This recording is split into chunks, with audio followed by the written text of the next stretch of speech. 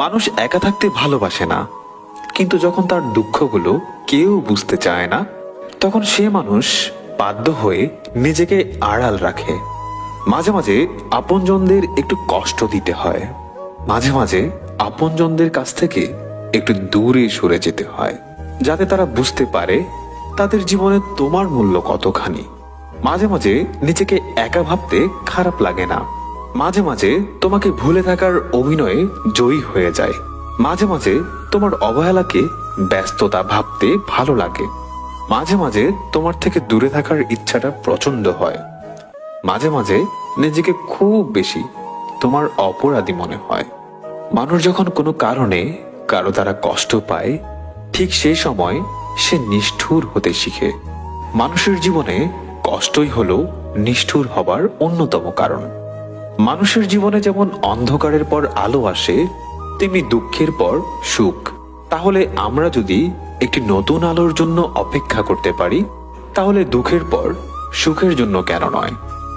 মানুষের সবচেয়ে বড় বন্ধু হচ্ছে অন্ধকার, কারণ সে সবসময় দুঃখগুলোকে অন্যের কাছ থেকে আড়াল করে রাখে, চোখের পানি লুকিয়ে রাখে। আর সবচেয়ে বড় শত্রু হচ্ছে আলো, কারণ সে মানুষের সব দুঃখ কষ্টকে অন্যের নিকট খুব সহজেই প্রকাশ করে দেয়। যদিও বা আমরা অন্ধকারকে শুধু দূরে ঠেলে দেই আর আলোকে খুব কাছে টেনে নিই। মুক্ত করে দিলাম তোরে, যেতে পারিস অনেক দূরে। ভালোবাসি এ কথাটি বলবো না আর তোরে। সুখে যদি থাকিস তুই, আসিস না আর ফিরে। না পাওয়া সুখ খুঁজে নিব হাজারো কষ্টের ভিড়ে। যখন কেউ ভালোবাসার মানুষটার সাথে থাকে, তখন সবারই খুব ভালো লাগে। তখন কেউ এটা ভাবে না যে এই মুহূর্তগুলো একটু পরেই অতীত হয়ে যাবে আর রয়ে যাবে স্মৃতির পাতায়। যতদিন সে সাথে থাকবে, এই স্মৃতিগুলো হাসাবে, আর যখন সে থাকবে না, তখন এই স্মৃতিগুলোই আবার কাঁদাবে।